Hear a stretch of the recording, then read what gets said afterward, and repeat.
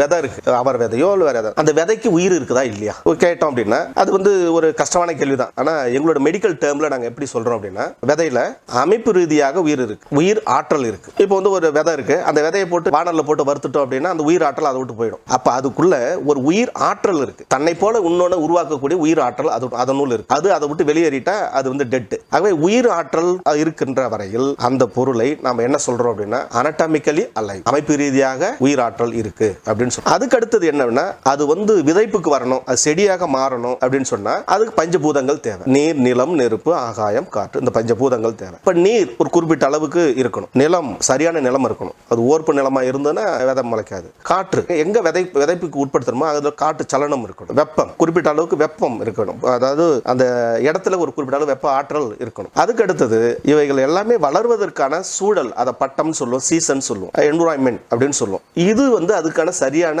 காலகட்டம் இருக்கணும். இப்போ இந்த 5 இருந்தால்தான் ஒரு விதை செடியாக மாறும். இதை தான் நம்ம பஞ்சபூதங்கள் அப்படின்னு சொல்றோம்.